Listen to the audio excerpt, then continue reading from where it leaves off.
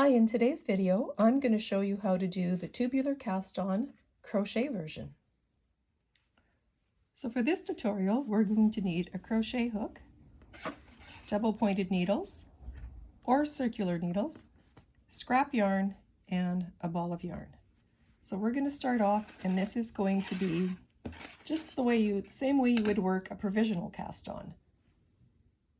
We're going to start off by grabbing our scrap yarn and making a slip knot. And let's place that slip knot on our crochet hook. Here I'm using a 4mm crochet hook because I will be using 4mm needles to work the ribbing. So for the tubular cast-on crochet version, we're going to start off by making a slip knot and placing it on your crochet hook. Take a needle size, a needle two sizes smaller than what you will be working your ribbing with. So in this case, I have a 3.5mm double-pointed needle. So what we're going to do is we're going to place the needle on top of the yarn over, and pull through that slip knot, creating your first stitch. And you will just keep repeating this for the required amount of stitches. I'm going to show you that. So what you do is you put your hook over your needle, your knitting needle, grab the yarn, pull it through, and then bring the yarn back to the back of your needle and repeat this process until you have the required amount of stitches. In this case, I'm going to be working a 2x2 rib. And I want to have a split side, so I want it to start with a knit 2 and end with a knit 2. So I'm going to just for this demonstration cast on 22 stitches. So for the crochet method, you need to cast on half the number of stitches. So I'm going to cast on 11 stitches here, and then I'll get back to you when I'm done. So here I have 11 stitches. So we're just going to finish this off by chaining 3 or 4 stitches and then cutting that yarn because we won't be needing this scrap yarn anymore, and just pull that through. So now for the second step, what we're going to do is we're going to slide this, turn your needle around, slide this so you have the other end where the slip knot is. So here we have the 11 stitches I've cast on. This is a provisional cast on. This is where I've chained, and this is where the slip knot was. Now you're going to take the working yarn and you're going to create another slip knot. This is just the way that I do it, but I mean, you don't have to tie it in this way if you don't want to, but it just kind of secures that first stitch. Then I just grab my tail of the provisional cast on and slip it through that, and then just tighten up that slip knot and push it right up close to your stitches. We'll be removing this afterwards, so this is just to kind of secure that stitch. So because I want an even number of stitches here, I'm going to start off with a yarn over. So to do that, I'm just going to place my needle under the yarn and bring it over, and then just secure that working yarn with your finger. And then we're going to insert as if to knit and knit that stitch. So we'll keep repeating the yarn over, knit 1,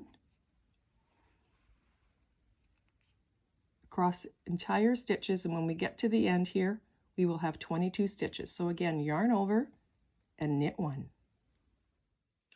So once we've completed that, we have 22 stitches on our needle. We will just turn our work around and you will begin working the following steps. So what you're going to do is you're going to slip one with the yarn in front and then knit 1, and you're going to do that across the entire row of stitches. So basically what you're doing is you're slipping the stitches that have a purl bump and knitting the stitches that present as a knit stitch. You're going to do this all the way across the row, and then you're going to turn your work and do it again. So for the first stitch, you're going to have the yarn in front, and you're just going to slip that stitch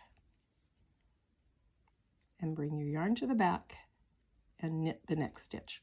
So that's the entire row. That's what you will do. Yarn to the front, slip the stitches that present as a purl stitch, knit the next stitch. So let's do this all across the row. Yarn in front, slip one purlwise, knit the next stitch. So let's do this to the end of the row, and then I'll show you what happens when we turn around. So now we got to the end of our row. We ended the row. You're just going to turn your work around, and you're going to repeat those exact same steps. So because it ended with the knit here, this is going to present as a purl stitch.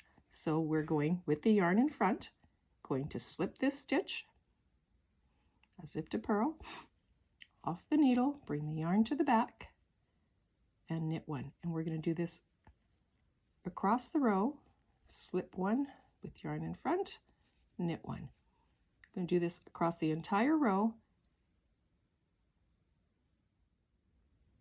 So when we get to the end of the row, we turn our work around again, and we're going to repeat those 2 rows 2 more times. So basically you're going to have knit these, you're going to work 4 rows, which means in double knitting you will have worked 2 rows, one because you slip them.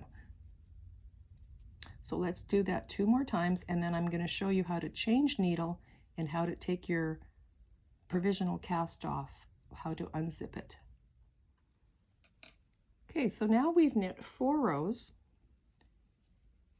and this is what your work looks like. So you could leave this provisional cast on, and just, if you were working 1 by 1 rib, you would just change to your bigger needles now and work a knit 1 purl 1. But I'm going to be doing a knit 2 purl 2. So I'm going to remove this in the next, remove the provisional the waste yarn in the next step. So this is often referred to as unzipping your provisional cast on. So what you do is where you did the chain 3 or 4, you're just going to undo that. So I'm going to try to do it through the camera here. So we're just going to take that knot out where we pulled the yarn through, and you're just going to gently pull on that. Sometimes, I mean, I usually use a cotton yarn for this because then it doesn't tangle, which I have a tangle, so let me go and do that and I'll be right back. Okay, so you're just going to grab your yarn tail here, now that I've gotten my knot out of there, and you're just going to unzip it. So you just gently take that end and you just start pulling on it, and it will unravel from your stitches that you've just worked. And when you get to the end,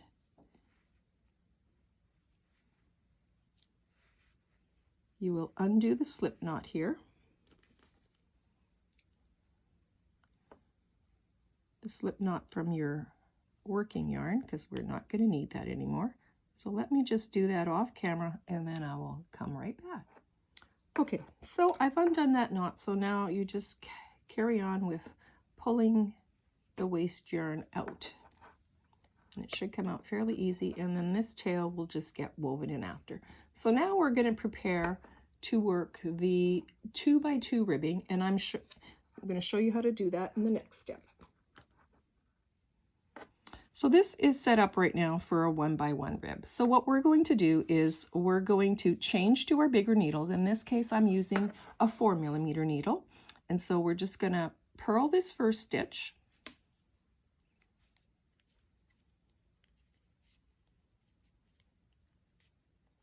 And then we have to prepare that next stitch because we need it to be a purl, and it's a knit stitch. It's presenting as a knit. So what I like to do is I just insert my needle into the second stitch, slide them off, and then just take the tip of your double pointed needle and just place that other stitch back on your needle and then return.